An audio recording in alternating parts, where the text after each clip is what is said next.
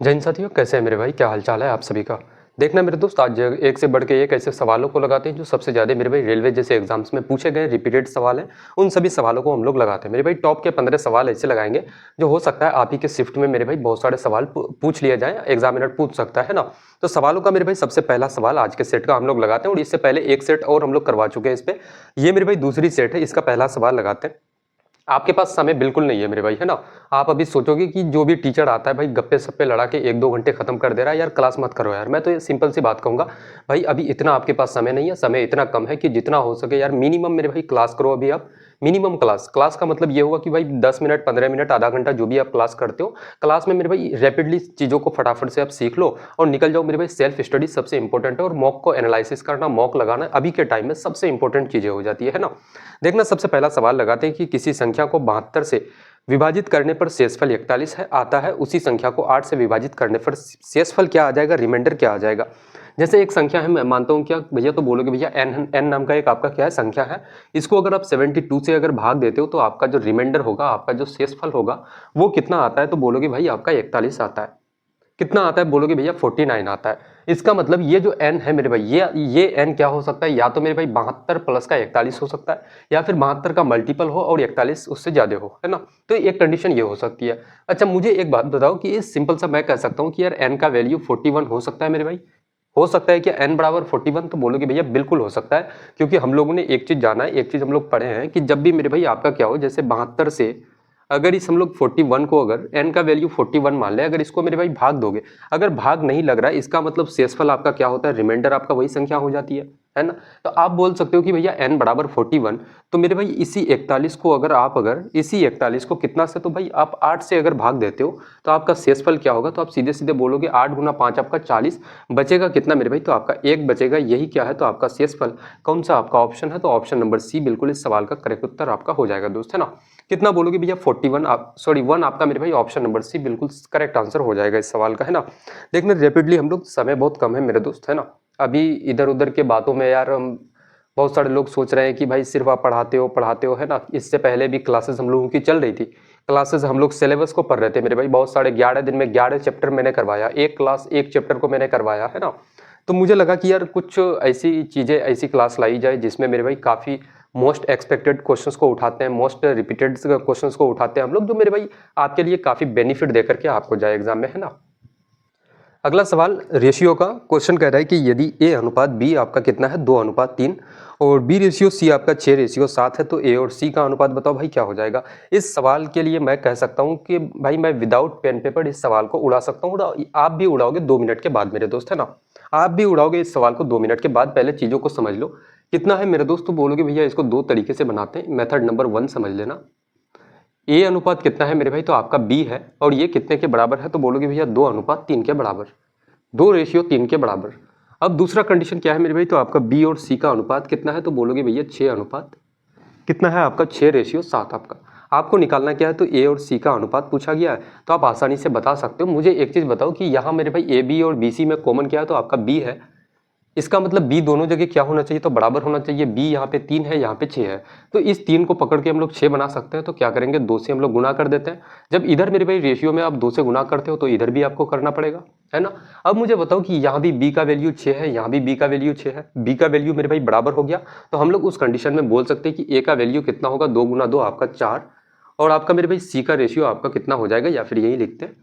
बोलोगे भैया ए का वैल्यू कितना, 2 गुना 2 आपका 4, और सी का वैल्यू कितना हो जाएगा, सी मेरे भाई आपका 7, तो आपका 4:7 आपका कौन सा ऑप्शन है, 4:7 आपका मेरे दोस्त आपका कौन सा ऑप्शन है, तो ऑप्शन नंबर ए बिल्कुल करेक्ट आंसर इस सवाल का हो जाएगा दोस्त, है ना? अच्छा मेथड नंबर 2 इसके लिए क्या हो सकता है, दूसरा तरीका, जैसे हम लोग ऐसे बनाते हैं ना रेशियो में, जैसे ए अनुपात बी आपका कितना है, तो बोलोगे भैया 2:3 आपका, है ना? 2:3 आपका।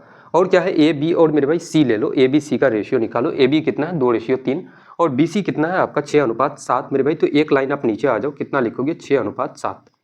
अब हम लोग यहाँ से एक चीज जानते हैं कि भाई अनुपात में, रेशियो में, ये जो आपका मेरे भाई खाली जगह यहाँ पे बचा हुआ है यहाँ पे भी आपका एक खाली बॉक्स बना हुआ है। अब मुझे बताओ कि ये खाली खाली जगह में कौन विराजमान होगा, कौन बैठेगा मेरे दोस्त। तो आप हमेशा जानते हो कि खाली जगह में एक घर खाली है मेरे भाई, आपके पड़ोस ने एक घर खाली कर दिया, उसमें अब विराजमान कौन होगा, आप ही जाके तो कब्जा करोगे ना, क्योंकि पड़ोसी जाके ही बैठ जाता है मेरे भाई, है ना। तो यहाँ पे बताओ, ये नीचे से तो ऊपर जाएगा नहीं कभी, तो पड़ोसी कौन है इस खाली घर का, तो ये 3 है, 3 आके यहाँ बैठ जाएगा।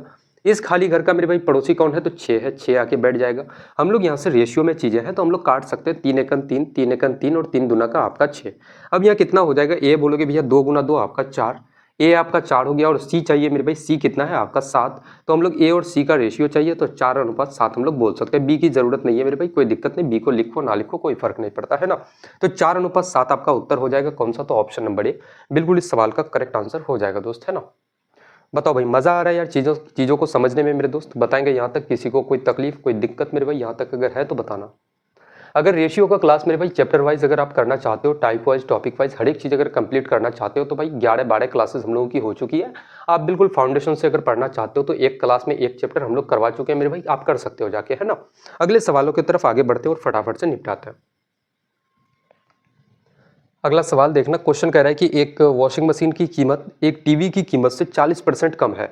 यानी कि मेरे भाई टीवी का अगर प्राइस, मैं मानता हूँ कि भैया टीवी का जो प्राइस है आपका वो कितना है मेरे भाई, 100 रुपये है, तो आपका वॉशिंग मशीन का प्राइस क्या हो जाएगा, 40% कम, यानी कि कितना, 60% हो जाएगा मेरे भाई, यानी कि 60 रुपये। 100 का अगर 40% कम करोगे तो बचेगा कितना, 60%, यानी कि 60 रुपये। ऐसे आप करते हो ना, जैसे 100 का मेरे भाई 40% कम करोगे, हर एक चीज़ कितना होता है, 100% के बराबर। अगर आपका टीवी मेरे भाई, टीवी कितना है आपका, 100 रुपीज़ है, उसका मेरे भाई 40% उसमें आप क्या करोगे, कम करोगे, तो बचेगा कितना, 60%। 60% हटाओगे, नीचे आपका 100, तो 100 से 100 खत्म, बचेगा कितना, 60 रुपये। तो वॉशिंग मशीन कितना हो गया भाई, तो आपका 60 रुपये, है ना।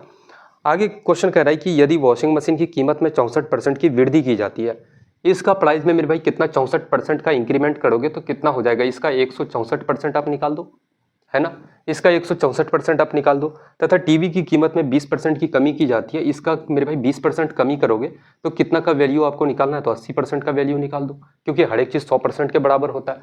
तो मैं अगर मेरे भाई 100 का 80% निकालूं तो कितना हो जाएगा आपका 80, और 160 का 164% का वैल्यू निकालोगे, 60 का 164% का अगर आप वैल्यू निकालोगे तो कितना हो जाएगा, बोलोगे 0 से 0 खत्म, और कितना हो जाएगा, 6 गुना 4 आपका 24, 6 गुना 6 36, और आपका 2 कितना हो जाएगा 38, 3 बचेगा, 6 और 3 आपका 9, और एक 0 है तो यहाँ पे आपका एक अंक के बाद पॉइंट लग जाएगा, यानी कि 98.4 रुपीज़ आपका।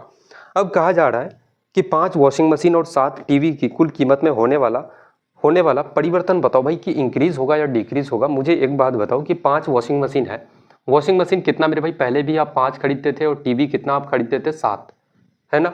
तो टोटल आपका मेरे भाई कॉस्ट कितना पड़ रहा था, या फिर अमाउंट के बारे में अगर मैं बोलूं कि भैया टोटल अमाउंट आपको कितना हो रहा था, तो मुझे एक बात बताओ, 7 गुना 100 करोगे तो टीवी का, पहले आप टीवी कितना में ले रहे थे मेरे भाई, 700 में, और 6 गुना 5 आपका 300, यानी कि कितना हो जाएगा, दोनों को जोड़ोगे तो कितना, 1000 के बराबर। यानी कि पहले आप 1000 रुपये आप खर्च होता था, अब कितना होता है, तो अब भी मेरे भाई 7 टीवी है और 5 आपका वॉशिंग मशीन है, तो आप सिंपल सा बोलोगे भैया 8 गुना 7 मेरे भाई 56, यानी कि 560 यहाँ हो गया, और यहाँ पे कितना, 5 गुना 4 20, यानी कि 2 5 8 का 40 और 2 42, 4 बचा, 5 नंग 45 और 4 मेरे भाई आपका कितना 49, है ना। तो इन दोनों को अगर जोड़ोगे कितना के बराबर होगा, तो जोड़ोगे तो मेरे दोस्त आपका 2 और 9 और 6 आपका कितना हो जाएगा 15, और यहाँ पे आपका कितना 5 और 5 आपका 10, यानी कि कितना हो गया 1052 रुपये। तो मुझे बताओ कि भाई क्या होगा, इंक्रीमेंट होगी या डिक्रीमेंट होगा, इंक्रीज होगी डिक्रीज होगा, क्या होगा। तो बोलोगे आप सिंपल सा कि भाई पहले कितना था उसका, तो भाई कीमत में परिवर्तन क्या हुआ, पहले उसका कीमत अगर मेरे भाई 1000 था, अब 1052 रुपये हो गया, तो भाई क्या होगा, तो इंक्रीमेंट होगी, क्या हो जाएगा, इंक्रीज हो जाएगा। इंक्रीज परसेंट निकालोगे, कितने का इंक्रीज मेरे भाई, तो 52 का, और किस पे इंक्रीज हुआ, तो 1000 पे, और प्रतिशत में बदलने के लिए 100 से गुना कर दो, 2 जीरो से 2 जीरो खत्म, 1 जीरो हटाओगे, यहाँ पे एक अंक के बाद पॉइंट लगेगा, यानी कि उत्तर कितना होगा 5.2% आपका। 5.2% इंक्रीमेंट कौन सा आपका ऑप्शन है मेरे दोस्तों, आपका ऑप्शन नंबर डी बिल्कुल इस सवाल का करेक्ट आंसर हो जाएगा, है ना। कितने की वृद्धि हो जाएगी, तो बोलोगे भैया 5.2% का। बताओ भाई, कोई दिक्कत यहाँ तक किसी को मेरे दोस्त इस सवाल में है। सेम पैटर्न का एक और सवाल हम लोग करवाते हैं ना, ताकि मेरे भाई ये जो क्वेश्चन मैंने करवाया, हो सकता है कि बहुत सारे लोगों को इसमें डाउट्स वगैरह आई होगी, लेकिन थोड़ा सा मैं चाहता हूँ कि एक क्वेश्चन और करवा देते हैं इस पैटर्न पे, ताकि जो भी डाउट्स वगैरह है थोड़ा सा और क्लियर हो जाए। क्वेश्चन कह रहे हैं कि एक वॉशिंग मशीन की कीमत एक टीवी की कीमत से 10% कम है। टीवी की कीमत से 10% कम है, तो मैं सीधे सीधे कह सकता हूँ कि भैया ये आपका टीवी है, और ये मेरे भाई आपका एक वॉशिंग मशीन है। टीवी की कीमत अगर 100 रुपये है, तो वॉशिंग मशीन का कीमत कितना होगा, 10% कम, टीवी की कीमत से 10% कम, तो भाई कितना हो जाएगा इसका 90 रुपये आपका, है ना। 100 का चीज़ में मेरे भाई 10% अगर कम करोगे तो कितना हो जाएगा 90 रुपये आपका। अब यदि वॉशिंग मशीन की कीमत में 65% बढ़ जाती है, वॉशिंग मशीन कितना बढ़ जाता है भाई 65%, तो हम लोग बोल सकते हैं कि भैया 90 का 165% का वैल्यू आप निकाल लो, है ना। बढ़ रहा है तो 165 हो जाएगा, जीरो से जीरो खत्म, पाँच से मेरे भाई, या फिर 9 पंचे का आपका 45, 9 गुना 6 54, 54 और मेरे भाई 4 कितना 58 आपका, 5 बचेगा 9 और 5 आपका 14, यानी कि कितना, और एक जीरो बचा हुआ है यहाँ पे, एक अंक के बाद पॉइंट लगा दो, 148.5 रुपये आपका। अब कहा जा रहा है कि टीवी की कीमत 34% कम हो जाती है। अगर मेरे भाई 100 में 34% की कमी करोगे तो बचेगा कितना, तो आपका 66 हो जाएगा। बचेगा कितना 66%, और 100 का 66% कितना, तो आपका 66 के बराबर मेरे दोस्त 66 रुपये। कहा जा रहा है कि 5 वॉशिंग मशीन और 3 टीवी की कुल कीमत में कितने प्रतिशत की परिवर्तन हुई। 5 वॉशिंग मशीन कितना मेरे भाई था आपके पास 5, और टीवी आपका कितना है, तो टीवी आपका 3 है। तो पहले का मुझे बताओ कि भाई पहले की कीमत लिख देते हैं सिंपल सा। पहले का मेरे भाई दोनों चीज़ों को मिला के कीमत कितना आ रहा था, यहाँ पे 309 पंचे का, यहाँ पे आपका 45 450, कितना हो जाएगा आपका 9 पंचे का 45, यानी कि कितना 450 रुपये, और यहाँ पे आपका 300 रुपये। तो मुझे बताओ 4 और 3 7, यानी कि पहले का कीमत कितना था 750 रुपये। अब आपका नया कीमत कितना होगा, तो यहाँ पे मेरे भाई 3 टीवी और आपका 5 आपका क्या हो जाएगा वॉशिंग मशीन। तो मुझे बताओ 6 या 18, 6 या 18 और 1 19, 198 रुपये यहाँ पे, और 5 गुना 5 आपका 25, 5 8 का 40, और आपका 2 42, और आपका 4 5 गुना 4 20, और 4 आपका 24, 5 और 2 आपका 7, यहाँ पे 742.5 रुपये। तो मुझे बताओ कि अभी का आपका कीमत क्या हो जाएगा, तो आपका मेरे भाई 0.5, और 2 और 8 आपका 10, 5 और आपका 9 14, यानी कि कितना 14 का 4 कैरी 1 बचेगा आपका, 8 और 1 आपका कितना, तो 9, यानी कि 940.5। मुझे एक बात बताओ यार कि कितने की इंक्रीमेंट हो रही है। पहले मेरे भाई उसका कीमत 750 रुपये था, अब कीमत बढ़ के कितना हो जाती है, तो आपका 940 हो जाती है मेरे भाई। तो कितने का वृद्धि हुआ, तो वृद्धि यहाँ पे निकालोगे, इंक्रीजिंग परसेंट अगर आप निकालोगे तो आप सिंपल सा आप बोल सकते हो भैया कितने की वृद्धि, तो 0.5 तो रहेगा मेरे भाई, 0 माइनस 0 आपका, 14 माइनस 5 करोगे तो आपका कितना हो जाएगा 9, यहाँ पे 8 माइनस 7, 190.5 की वृद्धि हुई। और वृद्धि किस पे, तो इस 750 पे, इंटू का क्या करना, तो आप 100, है ना, इंटू का कितना मेरे भाई आपका 100। तो यहाँ से हम लोग बोल सकते हैं पॉइंट अगर हटाओगे 1 0 खत्म, और यहाँ का 1 0, यहाँ का 1 0 खत्म। 5 से काटोगे इसको तो कितना बार से, 15 बार से, और 5 से इसको अगर काटोगे, 5 क्या का 15, 4 बचेगा, 5 8 का 40, 5 1 5 आपका, 15 से ये पूरा पूरा मेरे भाई कटेगा, जैसे कि डेसिमल में आएगा, 15 दूना का 30, 8 बचेगा, 15 पंचे का 75, 25 दशमलव समथिंग आएगा मेरे भाई। कौन सा आपका ऑप्शन है, एक ही ऑप्शन है 25.4%, 25.4% ऑप्शन नंबर ये बिल्कुल करेक्ट आंसर इस सवाल का हो जाएगा, है ना। बताओ भाई कोई दिक्कत ऐसे सवालों में, दो क्वेश्चंस आपको सेम पैटर्न का मैंने करवा चुका, है ना, और मुझे नहीं लगता कि ऐसे क्वेश्चंस अगर कभी भी एग्जाम में पूछ लिया जाए तो भाई आपको किसी प्रकार की कोई दिक्कत होनी चाहिए, है ना। अगले सवाल को देखते हैं कि एक कस्बे की वर्तमान जनसंख्या 1,60,000 है, जो कि प्रति वर्ष 25% की दर से बढ़ रही है। 3 वर्ष पूर्व की जनसंख्या, यानी कि 3 साल पहले की जनसंख्या और 2 साल पहले की जनसंख्या में अंतर बताओ भाई, अंतर क्या हो जाएगा। अच्छा मुझे एक अगर मैं बोलूं कि भाई ग्रोथ रेट क्या है, उसका रेट जैसे 25% है, 25% का फ्रैक्शन वैल्यू कितना होता है, 25 गुना 4, यानी कि 1/4 आपका हो जाएगा मेरे भाई 100, है ना। तो 25% का फ्रैक्शन वैल्यू 1/4 के बराबर, है ना। अब यहाँ पे कहानी समझना, जैसे मेरे भाई आपका पॉपुलेशन जनसंख्या आपका कितना है, ये आपका 1,60,000 है ना, 1,60,000 है ना, 40। अब मेरे भाई पॉपुलेशन ये है, ये क्या है, तो आपकी वर्तमान जनसंख्या है अभी का मेरे भाई, प्रेजेंट टाइम का। लेकिन 2 साल पहले और 3 साल पहले में अंतर आपसे पूछा गया है, तो मैं सीधे सीधे एक चीज़ बोल सकता हूँ कि ये मेरे भाई आपका 25% तोड़ोगे 1/4, ये जो आपका क्या है, तो भाई 4 है, और 1 की हर साल वृद्धि हुई है, तो कितना हो जाता है, बोलोगे भैया 5/4 के हिसाब से ये बढ़ रहा था मेरे दोस्त, 5/4 के हिसाब से बढ़ रहा था ये, है ना। आप बोल सकते हो अगर मुझे मेरे भाई पिछले टाइम में आपको जाना है, आपको पास्ट में अगर जाना है ना, तो हम लोग इसका सिंपल सा बोल सकते हैं कि भाई वर्तमान आने के लिए आप क्या कर रहे थे, 5/4 से गुना, तो पीछे जाने के लिए आप क्या करो, इसका उल्टा कर दो, यानी कि 4/5 से आप गुना करते हुए चलो। मैं कह सकता हूँ कि 5 क्या है, 1 की वृद्धि होकर के, जैसे जनसंख्या पहले मेरे भाई आपके 3 साल पहले XYZ कुछ भी हुआ करता था, और जिसमें क्या था, तो 4 यूनिट मेरे भाई आपका पॉपुलेशन था पहले, है ना, पहले 2 साल 3 साल पहले, लेकिन उसमें +1 यानी कि 1 की वृद्धि होते होते ये 3 सालों में 4 सालों में ये कितना हो गया, 3 सालों में आपका 1,60,000 के बराबर हो जाता है। यानी कि मेरे भाई कितना 4 था, 1 की वृद्धि होते होते 3 सालों में कितना, तो इतना हो गया। तो मैं कह सकता हूँ कि 1 की वृद्धि यानी कि 4 और 1 5, ये जो मेरे भाई आपका 1,60,000 ये जो पॉपुलेशन है, ये इस 5 यूनिट के बराबर है। आपको पीछे जाना है तो भाई 4 से आप गुना करो तो बोलोगे भैया 4 यूनिट का अगर वैल्यू आप निकाल लेते हो तो आप मेरे भाई 1 साल आप पीछे चले जाते हो। आपको 2 साल पीछे जाना है मेरे भाई, 2 साल पीछे जाना है तो इसको 2 बार लिखना 4/5। अब फिर से मैं कहता हूं कि भाई 2 साल और 3 साल का, अगर 3 साल का माइनस इसमें कर दिया जाए तो आपका अंतर आ जाएगा। तो अंतर आप सिंपल सा निकाल सकते हो कि भैया आपका अंतर जो होगा, डिफरेंस जो होगा, यहाँ से क्या लिखोगे भैया आपका मेरे भाई 1,60,000 और इसका 3 सालों का यानी कि 4/5, फिर से 4/5 और एक बार आप लिखना 4/5 आपका। मैं यहाँ से क्या ले सकता हूँ कॉमन, तो बोलोगे भैया ये चीज़ मेरे भाई कॉमन हम लोग ले सकते हैं, है ना। और आपका 4/5 यहाँ पे 2 बार, यहाँ पे मेरे भाई 2 बार तो हम लोग कॉमन निकाल सकते हैं। कितना बोलोगे 4/5 और यहाँ पे भी आपका 4/5 और कितना मेरे भाई यहाँ पे कुछ बचा तो बोलोगे नहीं। अब अगर मैं इस चीज़ को कॉमन ले लेता हूँ तो यहाँ पे 1 माइनस, यहाँ पे मेरे भाई यहाँ तक हम लोगों ने कॉमन ले लिया, इस पार्ट तक यहाँ तक हम लोगों ने कॉमन ले लिया, बचेगा कितना तो आपका 4/5। अब यहाँ पे देखना काफ़ी आसान तरीके से मेरे दोस्त एक एक चीज़ें समझाते हुए चलेंगे, है ना। एक ऐसा अप्रोच आप सीखोगे जो एग्जाम में मेरे भाई एग्जाम के लिए सबसे इंपॉर्टेंट चीज़ें हो जाती है ना। अच्छा, मैं एक चीज़ कह सकता हूँ कि यहाँ से मेरे भाई जो भी इसका उत्तर आएगा वो क्या होगा, तो आप सीधे सीधे बोल सकते हो कि भैया जो भी उत्तर आएगा मेरे दोस्त वो 4 का मल्टीपल होगा। हम लोग 4 का मल्टीपल चेक करते हैं कि भाई कौन सा ऑप्शन आपका 4 का मल्टीपल है। सिंपल सा मैं बोल सकता हूँ, देखना यहाँ पे ऑप्शन उठाते हैं, सॉल्व नहीं करेंगे यार, इसको हम लोग सॉल्व नहीं करेंगे मेरे भाई, है ना।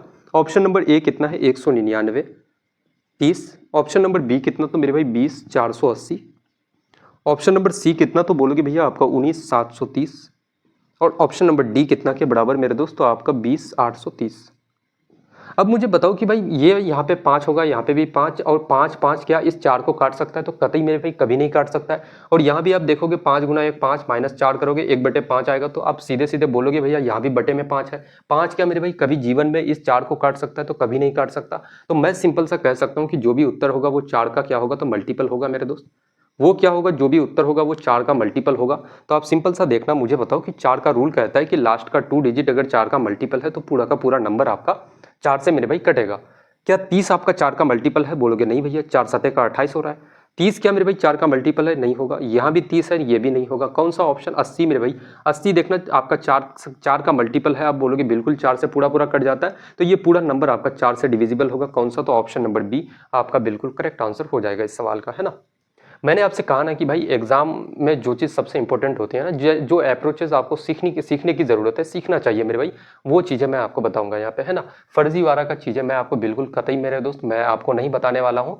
और हालांकि मैं डायरेक्टली इस सवाल को मैं उड़ा सकता था, जैसे ही मैंने रेट देखा था यहाँ पे कि भाई 5/4 के हिसाब से भाई बढ़ते बढ़ते आ रहा है, तो इसका उल्टा यानी कि 4/5 होगा। मुझे एक चीज़ पता चल गया उसी टाइम कि ये जो 5 5 नीचे बटे में होगा, ये इस 4 को कभी नहीं काट पाएगा, तो जो भी उत्तर होगा वो 4 का मल्टीपल होगा मेरे दोस्त, है ना। सिंपल सा मैं यहीं से उत्तर इसका दे सकता था, है ना, सिर्फ रेट निकाल करके। हालांकि देखना इस सवाल को अगर कोई सॉल्व करना चाहे तो बिल्कुल मेरे भाई सॉल्व कर सकते हो, कोई दिक्कत की बात नहीं है। अगर सॉल्व करना चाहते हो तो मैं बता देता हूँ कि यार कैसे सॉल्व करोगे। आप यहाँ पे क्या लिखोगे, बोलोगे भैया 16 2 0। बहुत सारे स्टूडेंट मेरे भाई बेसिक से भी बच्चे होंगे जिनको यार चीज़ें समझ नहीं आएगी, तो मुझे हर एक बच्चे को लेकर चलना है। 5 गुना 1 5 माइनस 4 करोगे तो आपका कितना बचेगा, तो 1/5 आपका। अब यहाँ से मुझे बताओ कि 5 गुना 5 25, 25 5 का 125, 125 से अगर 3 जीरो को काटें यानी कि 1000 को कितनी बार से, तो 8 बार से काट देगा, है ना, 8 बार से काटेगा मेरे दोस्त। यहाँ पे 1 जीरो बचा हुआ है, 1 जीरो होगा। अब यहाँ से मुझे बताना कि अगर यूनिट डिजिट से मैं काम करूँ, सबका इकाई अंक क्या है, तो अलग अलग सबका यहाँ पे 3, यहाँ पे 8, यहाँ पे 3, यहाँ पे 3, तो मैं सीधे सीधे देख लेता हूँ यूनिट डिजिट से। 6 गुना 8 48, 48 का 8, 8 गुना 4 32, 32 का 2, 2 गुना 4 कितना हो जाएगा 8 और 8 गुना 1 8, यानी कि कितना आ रहा है मेरे भाई 80 आ रहा है। यहाँ पे 80 आ रहा है, 80 आपका ऑप्शन नंबर बी में है, तो कितना हो जाएगा आपका, बोलोगे भैया 20 480। बिल्कुल इस सवाल का भाई करेक्ट उत्तर आपका हो जाएगा दोस्त, है ना। कोई परेशानी कोई दिक्कत मेरे भाई किसी को यहाँ तक है, बताओ। देखना अगले सवाल की तरफ बढ़ते हैं। अब थोड़े से हम लोग क्वेश्चन बेस्ड ऑन एज के ऊपर में सवालों को लगाते हैं दोस्त, है ना। क्वेश्चन कह रहा है कि अब से 3 वर्ष पहले पिता की आयु उसके पुत्र की आयु के 2 गुने से 30 वर्ष अधिक थी, है ना। अब से कितने वर्ष बाद उसकी आयु उसके पुत्र की आयु की 2 गुनी होगी। यहाँ पे देखना, यहाँ पे कौन है, 2 व्यक्ति है, यानी कि एक पिताजी है और एक कौन है, तो उसका पुत्र है, सन है। अब से 3 वर्ष पहले पिता की जो आयु था वो पुत्र की आयु के 2 गुने से 30 साल क्या थी, तो अधिक थी। मैं मानता हूँ कि यार अब ये मेरे भाई ये क्या है, तो आपको इन दोनों का वर्तमान आयु है। इन दोनों का क्या है, तो मेरे दोस्तों वर्तमान आयु है, और रेशियो में लेते हैं चीज़ों को। अब से मेरे भाई वर्तमान से अगर 3 साल पहले की बात हम लोग करें, 3 साल पहले पीछे चले जाएं, तो पीछे जो पिताजी का जो आयु होगा ना, उसके पुत्र की आयु के 2 गुने से 30 वर्ष अधिक होगा। पुत्र की आयु हम लोग x मान लेते हैं, तो ये क्या होगा, इसका 2 गुना यानी कि 2x, और कितना 30 साल ज़्यादा यानी कि 2x प्लस का 30 ईयर्स होगा मेरे दोस्त, है ना। अब यहाँ से कहा जा रहा है कि अब से कितने वर्ष के बाद उसकी आयु उसके पुत्र की आयु की 2 गुनी होगी। तो मुझे एक बात बताओ कि यहाँ से मेरे भाई प्रेजेंट टाइम में आने के लिए 3 साल दोनों में जुड़ेगा, क्योंकि आप 3 साल पीछे गए हो, तो भाई प्रेजेंट वर्तमान आप समय में आओगे तो क्या करोगे, 3 साल दोनों में जोड़ोगे, तो ये कितना हो जाएगा 2x प्लस का 30, और आपका 3 कितना हो जाएगा 33 मेरे दोस्त, और ये कितना हो जाएगा x प्लस का 3 साल का, है ना।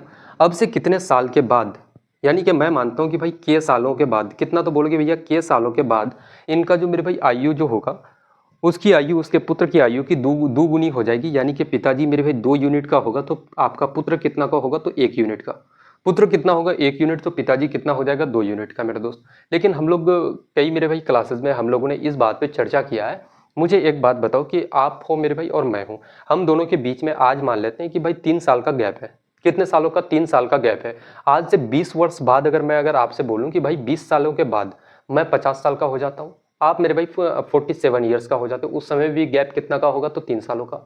या फिर ऐसा समझ लो ना सिंपल सा, जैसे कि मेरे भाई एक छोटे 2 बच्चा को ले लो, जैसे यार ये ए है, ये मेरे भाई बी नाम का व्यक्ति है, ये ए जो है 10 साल का है, ये मेरे भाई बी नाम का जो बच्चा है ये कितने सालों का है, तो बोलोगे भैया 15 साल का।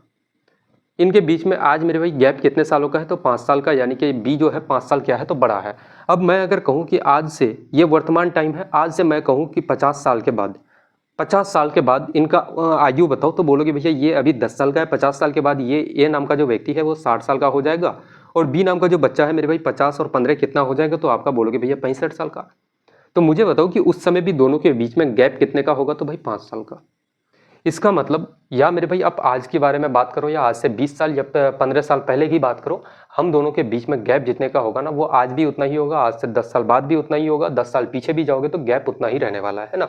तो 2 व्यक्ति के बीच में गैप यहाँ भी उतना, यहाँ भी उतना, और यहाँ पे भी उतना ही होगा मेरे दोस्त। अब देखना इसी कॉन्सेप्ट का यूज करके इस सवाल को हम लोग कैसे उड़ाते हैं। ध्यान रखना मेरे भाई, माइंड में इस बात को आप ध्यान रखना, कॉपी में आप लिख लो, क्योंकि क्वेश्चन बेस्ड ऑन एज के ऊपर में जितने सारे सवाल बनेंगे ना, इसी पैटर्न पे बनेंगे मेरे भाई, है ना। मुझे एक बात बताओ कि यहाँ पे आयु का वर्तमान में अगर देखें तो दोनों के बीच में गैप कितने का है, तो 2x और x का मेरे भाई अंतर कितना हो जाएगा, तो बोलोगे भैया x बचेगा, और 33 और 3 का अंतर कितना मेरे भाई, तो आपका 30 का, यानी कि x प्लस 30 का यहाँ पे गैप, और यहाँ पे अंतर देखना 2 और 1 में अंतर कितने का, 1 का। तो मैंने क्या कहा कि भाई अंतर तो बराबर होना चाहिए ना, अंतर मेरे भाई बराबर होना चाहिए। तो हम लोग सिंपल सा कह सकते हैं कि x प्लस 30 है और यहाँ पे 1 है, तो इस 1 को हम लोग अगर x प्लस 30 बना दें तो कितना से गुना करेंगे, x प्लस 30 से अगर गुना करेंगे तो कितना हो जाएगा अंतर, अब मेरे भाई x प्लस का 30 बन जाएगा। यहाँ पे जब यहाँ पे आपने गुना किया तो अंतर को जब आपने बराबर किया तो भाई यहाँ पे भी आपको गुना करना पड़ेगा, यहाँ पे भी करना पड़ेगा। तो यहाँ भी आप क्या करो, तो यहाँ पे भी आप x प्लस 30 से आप गुना कर दो, और यहाँ पे भी क्या करो, तो x प्लस 30 से मेरे भाई आप गुना कर दो। तो यहाँ का आयु कितना हो गया, तो आप सिंपल सा बोलोगे भैया 2x प्लस का 2 गुना 30 आपका कितना 60 हो जाएगा, और यहाँ पे कितना मेरे भाई, तो आपका x प्लस का 30 हो जाएगा। अब एक चीज़ मुझे बताओ कि यहाँ से यहाँ आने में कितना साल आपको समय लगा, तो भाई के साल आपको समय लगा, के टाइम लगा। आप इधर अगर देखोगे तो यहाँ से यहाँ आने में कितना साल मेरे भाई आपका इंक्रीमेंट हुआ, तो बोलोगे भैया 30, x से x प्लस 30 में से x प्लस 3 को अगर माइनस करोगे तो x आपका खत्म हो जाएगा, 30 माइनस का 3 करोगे तो आपका कितना, तो 27 साल।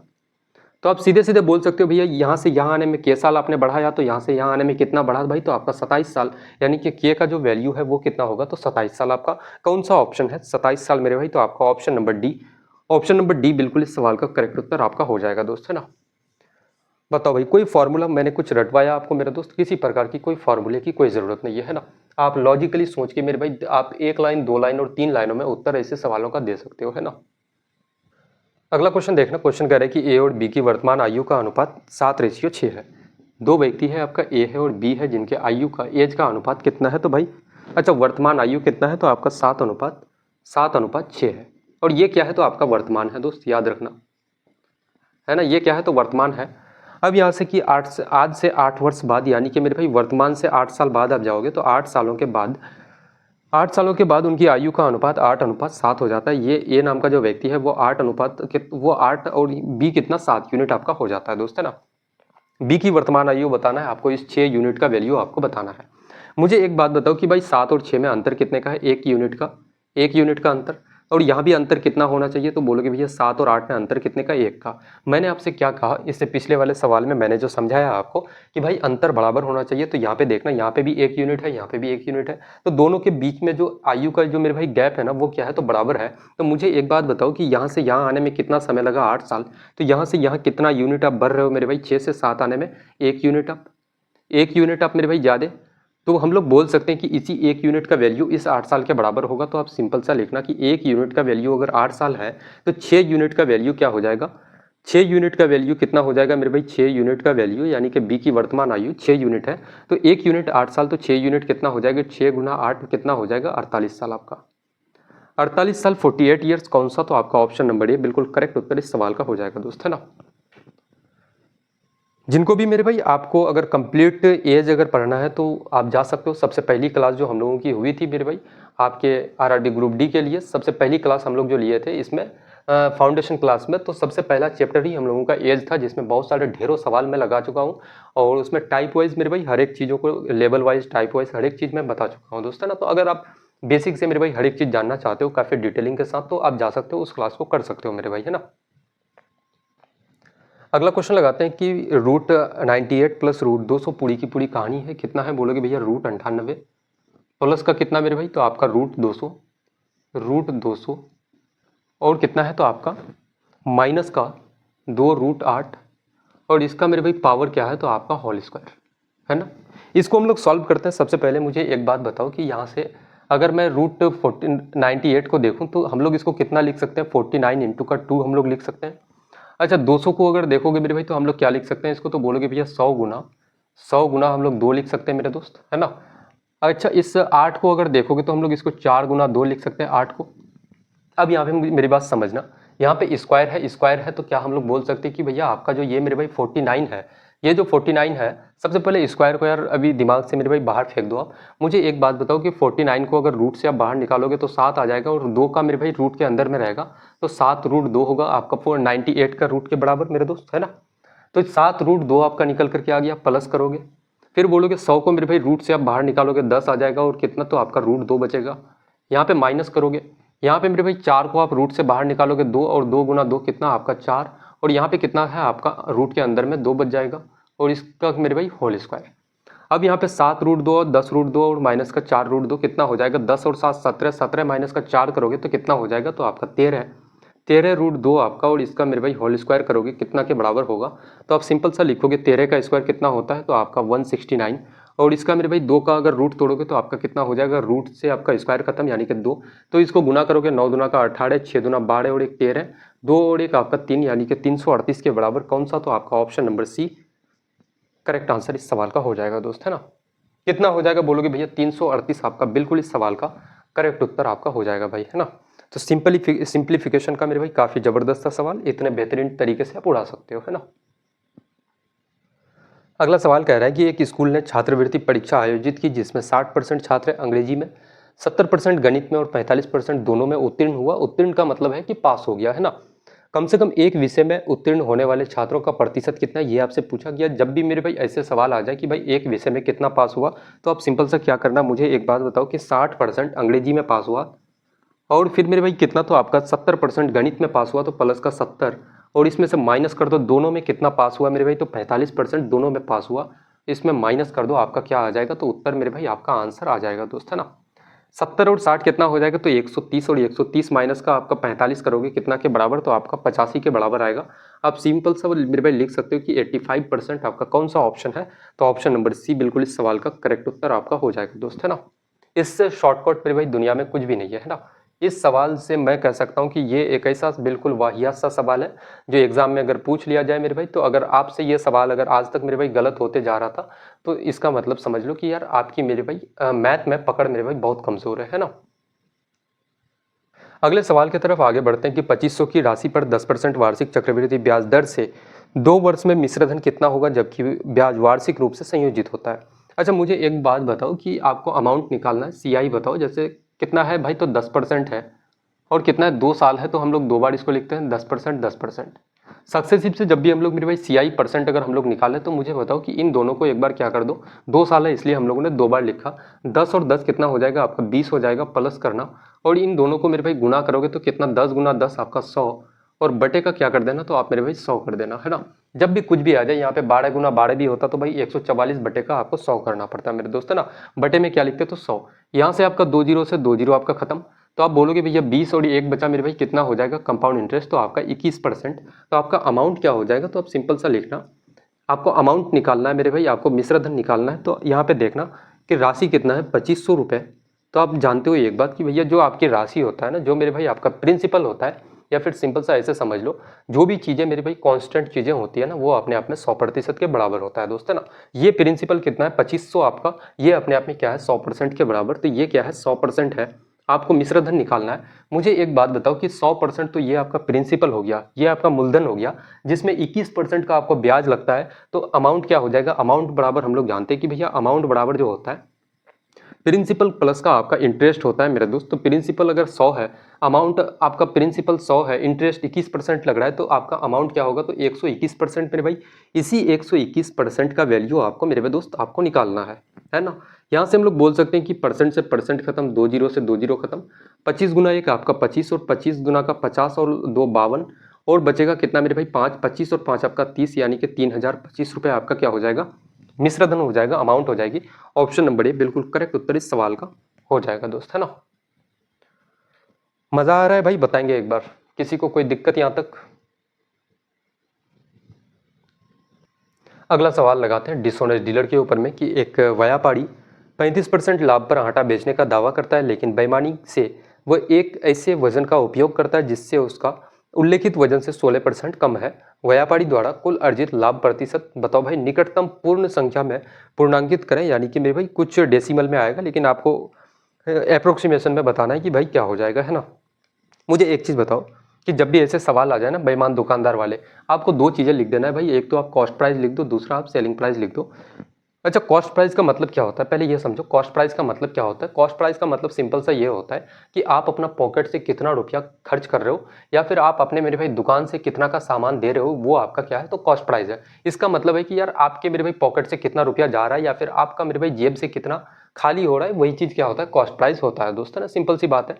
एक व्यापारी 35% के लाभ पर आटा बेचने का दावा करता है, इसका मतलब मेरे भाई अगर 100 का सामान है, 35% आप लाभ लेना चाहते हो, तो कितना में आप सामान को बेचोगे तो 135% में, 135 रुपये में।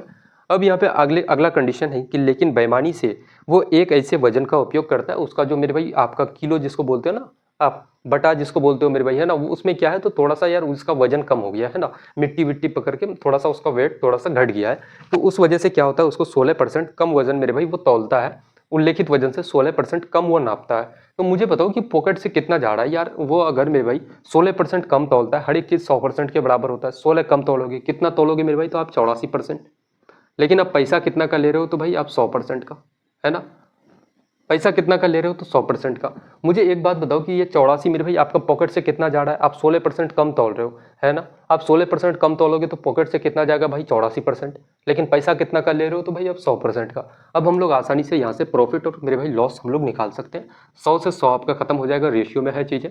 8 और 4 12, 5 3 8 और 1 9, यानी कि 3 से कटेगा, 3 दूना का 6 आपका बचेगा कितना 2, 3 आठे का मेरे भाई 24, 3 से यहाँ देखोगे 3 गुना 4 12 13, 1 3 गुना 5 आपका 15। अब यहाँ पे कॉस्ट प्राइस आपका 28 है और सेलिंग प्राइस आपका कितना है 45 है, तो आपको मेरे भाई क्या होगा तो लाभ होगा, और प्रॉफिट परसेंट हम लोग निकालेंगे तो लाभ कितने का हो रहा है, तो आप बोलोगे भैया 5 और 2 आपका 7 और 10 17 रुपये का आपको लाभ हो रहा है। और लाभ किस पे होता है सीपी पे, सीपी कितना है आपका 28 है, और प्रतिशत में बदलने के लिए 100 से इसको गुना कर दो, है ना। अगर यहाँ से मैं अगर देखूँ इसको 4 से काटोगे, 4 7 का मेरे भाई आपका 28, और 4 से काटोगे 25 बार से, तो कितना हो जाएगा 25 गुना 7 175, कैरी आपका 17, और फिर 25 और 17 कितना हो जाएगा 32, और 10 आपका 42, कितना मेरे भाई 425 बटे का 7, यहाँ से काटोगे 7 छके 42 आपका, यानी कि 60 दशमलव समथिंग आएगा मेरे भाई। तो हम लोग बोल सकते हैं अप्रोक्सीमेशन कितना हो जाएगा लगभग आपका 60% के बराबर, है ना। 60% आपका कौन सा ऑप्शन है, तो एक ही ऑप्शन मेरे भाई आपका ऑप्शन नंबर सी बिल्कुल इस सवाल का करेक्ट उत्तर आपका हो जाएगा दोस्त, है ना।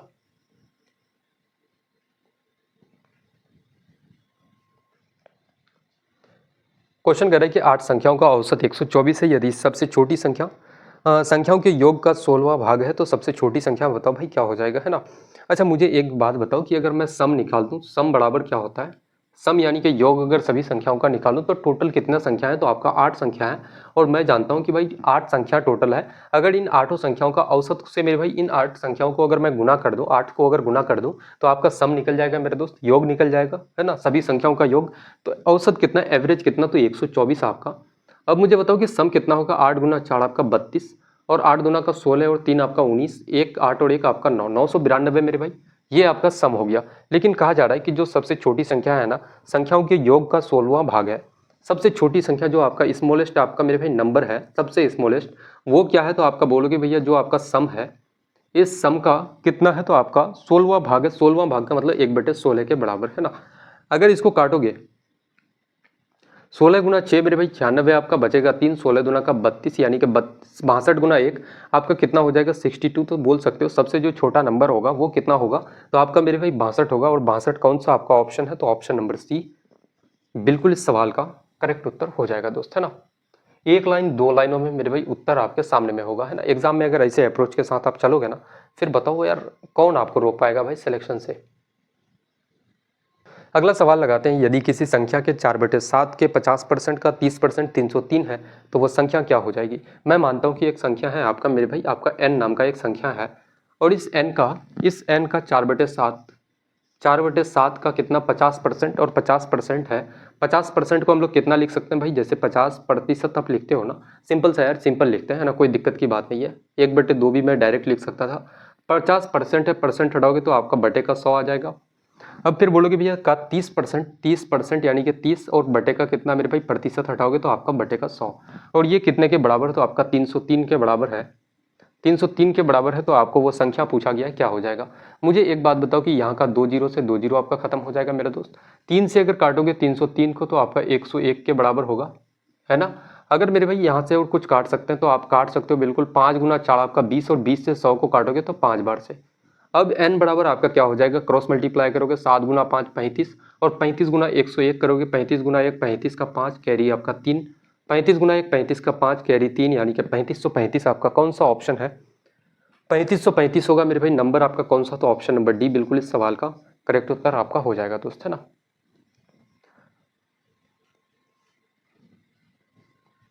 एक और काफ़ी बेहतरीन सा सवाल कि एक फल विक्रेता 1 रुपये में 2 नींबू खरीदता है, ठीक है, और उन्हें 3 रुपये में 5 की दर से बेच देता है, उसका लाभ प्रतिशत बताओ भाई क्या हो जाएगा। जब भी ऐसे सवाल आ जाए ना आर्टिकल वाले, यानी कि कुछ रुपए में कुछ सामान आप खरीद पाते हो, उसमें 2 चीज़ें लिख देना मेरे भाई, एक तो रुपये लिखना और दूसरा इधर आर्टिकल यानी कि वस्तु आप कितना खरीदते हो। सीपी हो गया यहाँ पे मेरे भाई कॉस्ट प्राइस यानी कि आपका कड़िय मूल्य। 1 रुपये में 2 नींबू आपने खरीदा तो कड़िय मूल्य क्या होगा, 1 रुपये में कितना आर्टिकल खरीदते हो, 2 आर्टिकल।